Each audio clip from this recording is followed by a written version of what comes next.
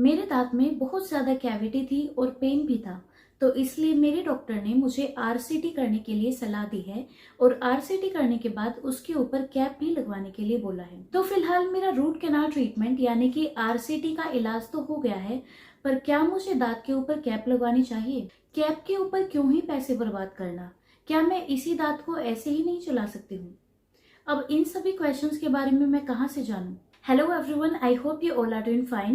Welcome to all of you on my YouTube channel. My name is doctor Shweta Sharma और आज के इस video में हम जानेंगे कि रूट कैनाल ट्रीटमेंट के बाद जो कैप लगवाने की सलाह दी जाती है, क्या वो लगवानी चाहिए और अगर लगवानी चाहिए तो किस तरह की, यानी कि किस मटेरियल की कैप लगवानी चाहिए, कितना समय लगता है, क्या कैप लगवाते समय भी दर्द होता है और कैप का क्या खर्च होता है, इन सभी क्वेश्चंस के बारे में। तो आज की वीडियो बहुत इंपॉर्टेंट होने वाली है, but before starting the video अगर आप चैनल पे नए हैं तो नीचे सब्सक्राइब करके बेल आइकन जरूर प्रेस कर दे ताकि आने वाली हर नई वीडियो की अपडेट आपको मिलते रहे। तो चलिए अब वीडियो स्टार्ट करते हैं। तो सबसे पहले आपको जानना चाहिए कि रूट कैनाल ट्रीटमेंट जनरली हम क्यों प्रेस्क्राइब करते हैं। तो जनरली जिन पेशेंट्स में ग्रोसली डिकेड टूथ होता है, यानी कि बहुत ज्यादा कैविटीज लग चुकी हैं, इनफैक्ट जो दांत की नसें हैं वो खुल जाती हैं, जिसकी वजह से आप कुछ भी खाते हैं, पीते हैं, इवन हवा भी जब उन नसों पे लगती है तो उसमें दर्द होता है। तो ऐसे दांत में हम रूट कैनाल ट्रीटमेंट कराने की सलाह देते हैं ताकि जब जो नसें हैं, जो इन्फेक्शन है, उसको निकाला जाता है, सफाई अच्छे से की जाती है और उसके अंदर मटेरियल भर के उस दांत को बिल्कुल पैक कर दिया जाता है। अब बात यहाँ पे है कि रूट कैनाल ट्रीटमेंट पेशेंट करा लेंगे, पर उसके बाद कैप क्यों लगवानी चाहिए? तो देखिए, इसके बहुत सारे रीजंस है। सबसे पहला तो यही कि जब दांत में नसें थी तो वो दांत जीवित था, यानी कि लिविंग था। अब जब हमने नसें निकाल दी हैं, उन उसको इन्फेक्शन को क्लीन कर दिया है, पस को निकाल दिया है और उसकी जगह क्लीनिंग करने के बाद दांत में हमने डेंटल मटेरियल फिल किया है, जिसे हम जनरली गट्टा पर्चा यानी कि जीपी कहते हैं। जब नसें ही उस दांत में नहीं है, यानी कि अब वो दांत डेड हो चुका है, नॉन वाइटल हो चुका है। तो ऐसी कंडीशन में जो नॉन लिविंग चीजें हैं, जो ये नॉन वाइटल टूथ है, ये ब्रिटल नेचर का हो जाता है। ब्रिटल एक ऐसी कंडीशन होती है जिसमें दांत के ऊपर अगर थोड़ा सा भी ज्यादा प्रेशर लगेगा तो दांत सीधा फ्रैक्चर हो जाता है। अब आपने आरसीटी करा के, यानी कि रूट कैनाल ट्रीटमेंट करा के उस दांत को बचाया है, तो फ्रैक्चर की वजह से उस दांत को खराब तो नहीं करवाना चाहिए। तो इसलिए इस दांत में, ताकि स्ट्रेंथ बनी रहे, इस दांत को पहले की तरह खाना चबाने के लिए हम यूज कर सके। क्योंकि अगर आप कैप नहीं लगवाएंगे और बिना कैप के जो ये दांत है इससे आप खाना चबाएंगे, तो जब भी प्रेशर पड़ेगा उस प्रेशर की वजह से टूथ फ्रैक्चर के चांसेस बढ़ जाते हैं। तो इसलिए एक तो दांत को पहले की तरह यूज किया जाए, दांत की स्ट्रेंथ यानी कि दांत की मजबूती बनी रहे और ये दांत लंबा चले, कुछ भी आप खाएं कभी भी ब्रेक ना हो, दांत स्ट्रोंग रहे। अलोंग विद दैट जो आगे के दांत होते हैं उनमें एस्थेटिक भी एक मेन फैक्टर आ जाता है। अब सभी दांत अच्छे लगेंगे और ये एक दांत आपको और दांतों के कंपैरिजन में छोटा लगेगा, तो आपकी एस्थेटिक यानी कि आपकी स्माइल पे भी काफी इफेक्ट आता है। तो इसलिए आप कैप जरूर लगवाएं, चाहे पीछे का दांत हो या चाहे आगे का दांत हो। जो आपकी नेचुरल एस्थेटिक है या फिर नेचुरल फंक्शन है, जैसे दांत पहले काम करता था वैसे ही काम कराने के लिए आपको कैप जरूर लगवानी चाहिए। Now the thing is, cap लगाते वक्त पेन बिल्कुल भी नहीं होता है, क्योंकि जो पेन का काम था वो आरसीटी से पहले का था। आरसीटी के बाद तो आपको बिल्कुल भी पेन होता ही नहीं है।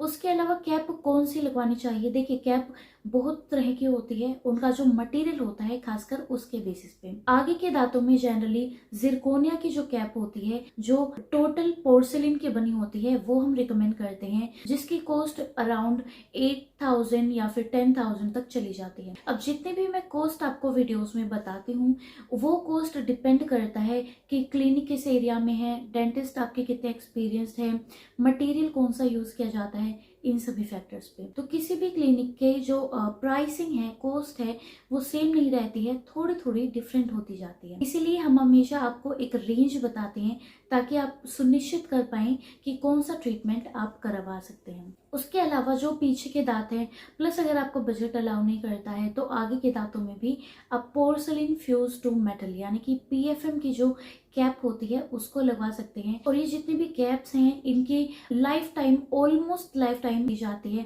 अनटिल एंड अनलेस आप कोई स्टिकी चीज ना खाएं जैसे कि च्युइंगम हो जाती है, जिससे चिपक के जो आपकी कैप है उसका निकलने का चांसेस बनी रहते हैं। ठीक है, तो उसके अलावा जो PFM मैंने अभी कैप की बात की है उसकी कॉस्ट जनरली 2000 से लेके 3000 या फिर 6000 तक भी चली जाती है, वो गारंटी पे डिपेंड करती है। अब नेक्स्ट क्वेश्चन है RCT के कितने दिनों के बाद हमें जो कैप है वो लगवानी चाहिए और कैप लगवाने में कितना टाइम लगता है। जब हम सिंगल सिटिंग RCT करते हैं यानी कि रूट कैनाल का जो ट्रीटमेंट है वो एक ही दिन में कंप्लीट कर दिया जाता है, तो उसके कम से कम 1 हफ्ते बाद आपको कैप लगवाने के लिए बोला जाता है ताकि हम ये सुनिश्चित कर पाए कि उस दांत का जो इन्फेक्शन है वो बिल्कुल ठीक हो गया है और अब उसमें आपको पेन नहीं होने वाला है। अगर आपकी मल्टी विजिटिंग RCT है यानी कि 3 या 4 बार आपने जाके करवाई है, तो ऐसे कंडीशन में जो लास्ट डे आपका होता है RCT का, उसी दिन अगर आप कहते हैं कि हाँ मुझे कैप लगवानी है, तो उसी दिन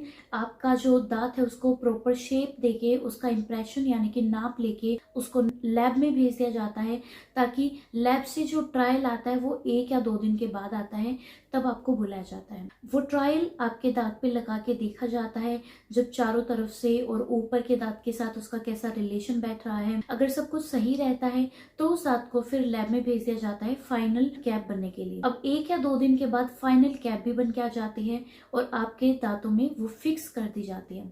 तो बेसिकली 4 या 5 दिन का समय लगता है जिसमें आपको ऑल्टरनेटिव डेज यानी कि 1 दिन छोड़ के 1 दिन, फिर 2 दिन छोड़ के 1 दिन, ऐसे आपको जाना रहता है। यानी कि 2 बार में जनरली आपका ये कैप लगाने का प्रोसीजर खत्म हो जाता है। और हाँ, कैप इन केस 1% अगर आप कुछ चिविंगम टाइप या फिर कोई स्टिकी चीज खाते हैं, कैप निकल जाती है या फिर कुछ भी रीजन हो, तो अगर वो कैप निकल जाती है तो विद इन 1 या 2 डेज, 2 या 3 दिन के अंदर आपको वही कैप डेंटिस्ट के पास लेके जाना चाहिए ताकि वो cap as it is fix हो जाए। क्योंकि जनरली अगर आप 1 हफ्ता या 2 हफ्ते के बाद उस कैप को लेके जाते हैं तो इतने टाइम में आपके दांत का और आपके जो गम्स है दांत के ऊपर ग्रो हो जाते हैं और कैप का जो साइज है वो चेंज हो जाता है। तो ऐसे केसेस में फिर नई कैप ही लगवानी पड़ती है। तो इसलिए 1% अगर आपकी कैप निकल जाती है तो घबराना नहीं है, विद इन 1 या 2 डेज आपको डेंटल क्लिनिक विजिट करना है और वो जो आपकी कैप है वो फिक्स हो जाएगी, आपको कोई भी एक्स्ट्रा अमाउंट नहीं पे करनी पड़ेगी। Alright, so yes, this is all about today's video.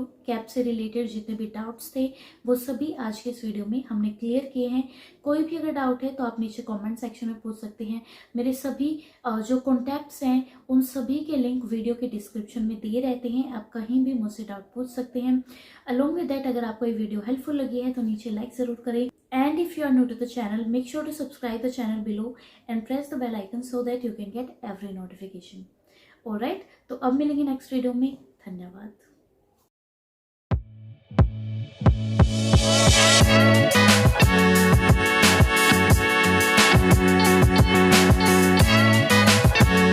कोई भी सपना साकार करने के लिए सबसे जरूरी है सही कोच का होना। चुनिए डेंटल एम्पायर एकेडमी को और करें अपने डेंटल एग्जाम्स का सपना साकार। Download the app now.